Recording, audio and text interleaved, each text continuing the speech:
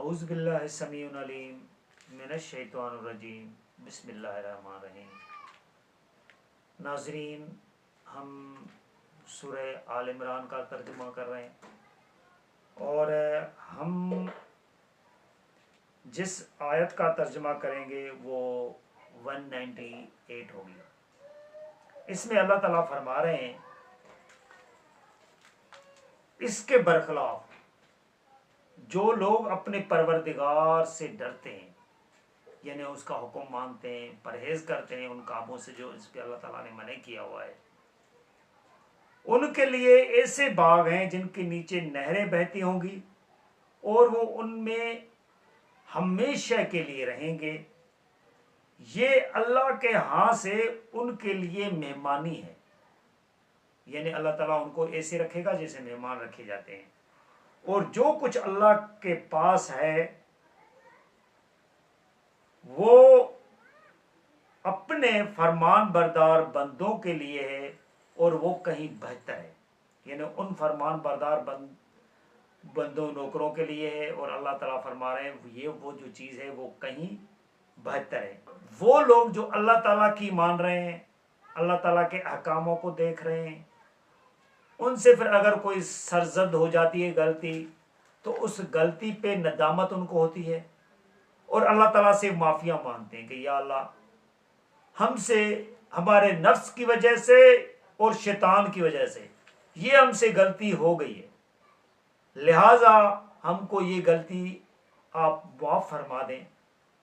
پھر اللہ تعالیٰ ان کو معاف بھی کر دیتے ہیں، کیونکہ اللہ تعالیٰ نے فرمایا ہے کہ جب تک سانس نکل نہ جائے، مثلا بندہ آخری گھڑیوں میں ہو، جس وقت سانس نکل رہی ہو، موت کو بالکل سامنے دیکھا ہے کہ اس کو یقین ہو گیا کہ ابھی میں نے مرنا ہے، وہ حالت نہ ہو۔ اس سے پہلے جب بھی اس نے معافی مانگ لینی ہے، راہ راست پہ آ جانا ہے، اللہ تعالیٰ کے احکاموں کو دیکھنا ہے، اللہ تعالیٰ کو ان خصوصیات سے مانگنا ہے جس خصوصیات سے اللہ چاہ رہے ہیں، تو اللہ تعالیٰ نے اس کو بخش دینا۔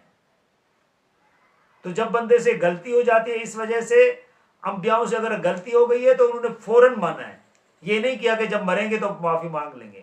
جب مریں گے تو معافی مانگنے والا وہ فرعون تھا جس کو اللہ تعالیٰ نے پھر معاف بھی نہیں کیا۔ مرتے ہوئے کوئی نہیں معاف کرتا اللہ تعالیٰ، اس کا ثبوت ہے فرعون، یہ میں اپنی طرف سے نہیں کہہ رہا، یہ قرآن میں ہے کہ فرعون جب ڈوب رہا تھا اس وقت اس نے کہا کہ میں موسیٰ اور ہارون کے الہ پر ایمان لے آیا۔ الہ پر، اللہ پر نہیں، الہ پر یعنی آقا پر۔ موسیٰ اور ہارون کا آقا اللہ تھا۔ یہ آپ آج کل کے لوگوں کے آقا حسن و حسین بنے ہوئے، حضور صلی اللہ علیہ وسلم بنے ہیں، یا پیر و فقیر جو ہیں یہ بنے ہوئے ہیں، آقا اللہ ہی ہے، آقا اور کوئی نہیں ہے۔ تو مرتے وقت اس نے بولا تھا کہ میں موسیٰ اور ہارون کے الہ پر، آقا پر میں ایمان لے آیا، لیکن اللہ تعالیٰ نے کہا اب نہیں ہوگا، پہلے ہم تمہیں سمجھاتے رہے تو اکڑتا رہا۔ تو یہ جو غرور والے لوگ ہوتے ہیں نا، متاع الغرور والے، ہر پیغمبر کو انہوں نے یہی تو کہا ہے کہ بھئی تیرے پیچھے جو ہے نا وہ ارذل لوگ لگے ہیں۔ ارذل کس کو بولتے ہیں پتہ ہے؟ ارذل اس کو بولتے ہیں جن کی حیثیت نہیں ہوتی، جن کے پاس پیسہ نہیں ہوتا۔ تو وہ ان پیغمبروں کو یہی بتا رہے تھے کہ آپ لوگوں کے پیچھے جو ہے نا بے حیثیت لوگ لگے ہوئے ہیں، اور اگر بے حیثیت لوگ بھی نہیں سمجھے نا تو پھر کوئی نہیں سمجھے گا۔ امیر لوگ تو ویسے بھی نہیں سمجھیں گے، کیونکہ ان کے پاس تو ان کو گاڑیاں چاہیے، ان کو نوکر چاکر چاہیے، ان کو عیاشیاں چاہیے۔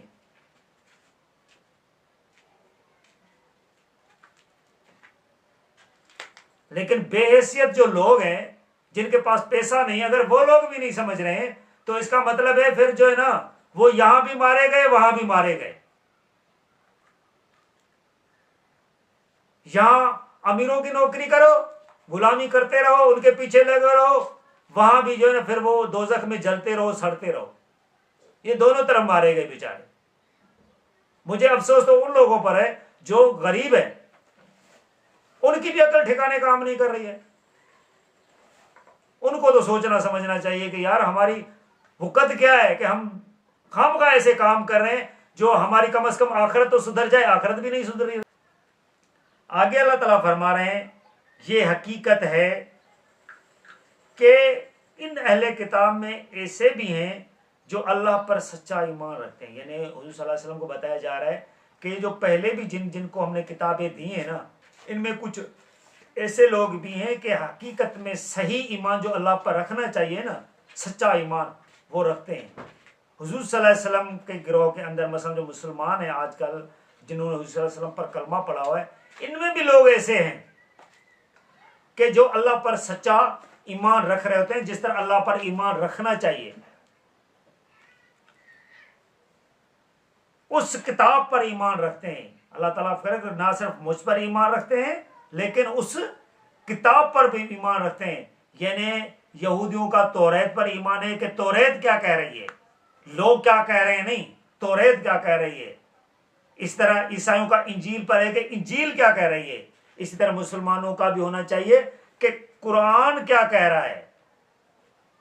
جو اسلام میں داخل ہیں، محمد کے امتی ہیں، یعنی اس کے گروہ میں شامل ہیں، تو ان کو ہونا چاہیے کہ کتاب کیا کہہ رہی ہے، قرآن کیا کہہ رہا ہے، فرقان مجید کیا کہہ رہی ہے، اس پہ کرنا چاہیے۔ اللہ تعالیٰ فرما رہے ہیں کہ وہ اللہ پر ایمان رکھتے ہیں، اس کی کتابوں پر ایمان رکھتے ہیں، یعنی اس کتاب پر جو تمہاری طرف نازل کی گئی ہے، یعنی یہ کتاب فرقان، اور اس پر بھی جو اس کی طرف بھی نازل کی گئی ہے۔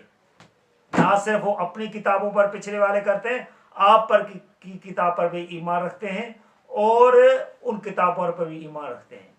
اسی طرح ہمارا بھی ان پر ایمان بھی ہے اور ان کے کتابوں پر بھی، لیکن ان کو ہم نے اس پر پرکھنا ہے، کیونکہ اس قرآن کا حرف بھی حرف وہی ہے جو اللہ تعالیٰ نے وحی کے ذریعے حضور صلی اللہ علیہ وسلم پر اتارا ہوا ہے، اس پر کوئی چینجنگ نہیں ہے۔ میں بار بار احادیث کو اخبار احاد اس وجہ سے بولتا ہوں کہ وہ لوگوں کی بتائی ہوئی ہے، یہ اللہ کی وحی ہے، جبریل کی لائی ہوئی ہے، حضور صلی اللہ علیہ وسلم کے دل پر اتری ہوئی ہے، اس پر کوئی شک کی گنجائش نہیں ہے۔ وہ تو لوگوں کی بتائی ہوئی ہے، ان پر ان کے ذہن کا بھی مغالطہ تھا۔ یہ صرف میں نہیں کہہ رہا، جنہوں نے کتابیں بنائی تھی نا احادیث کی، وہی انہوں نے معیار مقرر کیا ہے کہ یہ ضعیف ہے، اس وجہ سے تو ان میں اور ضعیف بھی ہیں اور موضوع بھی ہیں۔ موضوع یعنی گھڑی ہوئی بنی ہوئی، لیکن اس قرآن کے اندر جو آیت ہے کسی کے لیے نہیں کہا جاتا کہ یہ ضعیف ہے، یہ موضوع ہے، یہ بالکل کریکٹ ہے، ایسی جیسی حضور صلی اللہ علیہ وسلم پر اتری تھی وہی آیت ہے، اس پر کسی کو بھی کوئی شک کی گنجائش نہیں ہے، نہ کوئی شک کرتا ہے۔ جو اس قرآن پر شک کرے وہ مسلمان نہیں ہے، وہ کافر ہے، اس قرآن کی روح سے انکار کرنے والا ہے، کیونکہ قرآن کو مان ہی نہیں رہا ہے، تو پھر لازمی ہے کہ جب قرآن کو نہیں مان رہا ہے تو پھر کیا بنے گا؟ پھر آپ خود ہی نام چوز کر لو کہ قرآن کو نہ مان کر بھی وہ مسلمان بن سکتا ہے۔ آگے اللہ تعالیٰ فرما رہے ہیں وہ اللہ کی آیتوں کو تھوڑی قیمت پر نہیں بیچتے، یہی وہ لوگ ہیں جن کے لیے ان کا اجر ان کے پروردگار کے پاس ہے، یعنی وہ اللہ کی آیات کو تھوڑی قیمت اللہ تعالیٰ اس وجہ سے بتا رہے ہیں کہ دنیا کی قیمت لے رہے ہوتے ہیں، چاہے کتنے بھی لاکھ لے لیں، وہ اللہ تعالیٰ کی نظر میں وہ تھوڑے ہی ہیں، کیونکہ اللہ تعالیٰ کی نظر میں وہ بچ گیا جو قیامت کے دن بچ گیا، ورنہ یہ متاع تو اللہ تعالیٰ بتا چکے ہیں کہ یہ متاع الغرور ہے، یہ آپ کو بڑائی شو کروانے کے لیے آپ کا متاع ہے، سامان ہے، جس میں آپ کی مال و ملکیت ہو جائے گی، یہ آپ کا جانور وغیرہ ہو جائیں گے، آپ کی جائیداد وغیرہ ہو جائے گی، حتیٰ کہ مال، بیٹے، آپ کی صحت، یہ سارا اللہ تعالیٰ نے بتایا کہ یہ متاع الغرور ہے۔ تو اللہ تعالیٰ کی نظر میں جو بچ گیا وہاں قیامت کے دن وہی بچ گیا، اسی لیے کہ اللہ کو حساب چکانے میں دیر نہیں لگتی۔ اللہ تعالیٰ فرمایا اگر میں چاہوں نا تو ان کے متاع کو اس طرح ڈھیر کر دوں کہ ان کو پتہ بھی نہیں چلے گا۔ کیونکہ اللہ تعالیٰ کو حساب چکانے میں دیر نہیں لگتی. لیکن اللہ تعالیٰ نے یہاں جو چھوٹ دی ہوئی ہے وہ اس وجہ سے کہ اللہ تعالیٰ کے کچھ اصول ہیں دنیا کے لیے، اور وہ اصول ان لوگوں پر کارگر ہو جاتے ہیں جو یہ دنیا کے پیچھے لگے ہوتے ہیں، ان کو پھر آخرت میں کچھ نہیں ملتا. آگے اللہ تعالیٰ فرما رہے ہیں اے ایمان والو صبر کرو، یعنی آپ ان کی یہ دولت وغیرہ باقی چیزیں دیکھ کر رنجیدہ نہ ہو، صبر کرو. ان حریفوں کے یعنی دشمنوں کے مقابلے میں ہمت مردی دکھاؤ، یعنی ان کی باتوں سے نہیں ڈرنا، ان کے کاموں سے نہیں ڈرنا، ان کا پیسہ دیکھ کے ڈرنا نہیں ہے. آپ جس ایمان پر قائم ہو اس ایمان پر قائم رہنا، اور اللہ کا تقوی اختیار کرو، یعنی اللہ سے ڈرتے رہو، اللہ تعالیٰ کے احکاموں کو مانتے رہو تاکہ آپ کامیاب رہو، تاکہ آپ کو کامیابی ملے. قیامت کے دن آپ سرخروئی سے جنت کی طرف جائیں اور اللہ تعالیٰ ان کو ڈھیر کر کے دوزخ میں پھینک دے. لہذا ناظرین، ہم نے اللہ کے فضل سے سورہ آل عمران کا ترجمہ کمپلیٹ کر لیا ہے. آگے اگلی ویڈیو میں ہم سورہ نساء کو پڑھیں گے. اس میں آپ کو بتائیں گے کہ اللہ تعالیٰ کیا فرما رہے ہیں. لہذا ہمیں اللہ کے احکامات کو ماننا چاہیے. اسی لیے اللہ تعالیٰ نے فرمائے کہ میں نے 2 قسم کی آیات اتاری ہیں، ایک محکمات، دوسری متشابہات. پھر اللہ تعالیٰ فرما رہے ہیں کہ میں نے محکمات کو جب حکم میں پہلے بتایا ہے، آگے ان کی تفصیل کی ہے، یعنی تفصیلاً سمجھایا ہے آپ کو. اور وہ تفصیل جو ہے آپ کو ہر صورت کے اندر کہیں نہ کہیں کسی نہ کسی آیت کی تفصیل کہیں ملے گی. لہذا پورے قرآن کو اچھی طرح پڑھنا ہے اور اچھی طرح سمجھنا ہے. اس قرآن کو ماننے کے لیے ہی کے بعد ہی ہم مسلمان بنتے ہیں.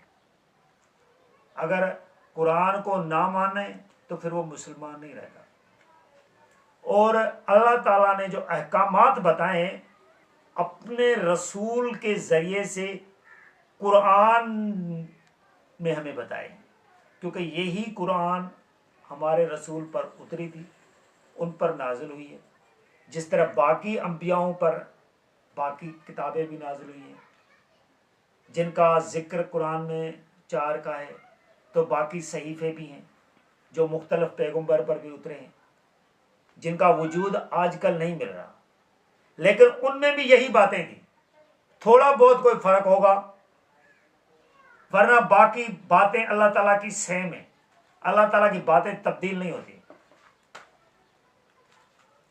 کچھ احکامات جو ہیں ان میں تھوڑا سا ڈفرنس اگر آ جاتا ہے تو وہ بھی اللہ تعالیٰ کی اپنی مرضی پر ہوتا ہے، لیکن وہ ڈفرنس ایسا ہوتا ہے کہ وہ ایسا نہیں ہے کہ کسی کے لیے اللہ تعالیٰ نے شو کر دیا ہو کہ یہ دوزگی ہے اور اس کو جنت میں بھیج دے. نہیں، یہ نہیں ہے. کچھ کام کرنے کی نوعیتوں کو اللہ تعالیٰ چینج کر لیتا ہے بس.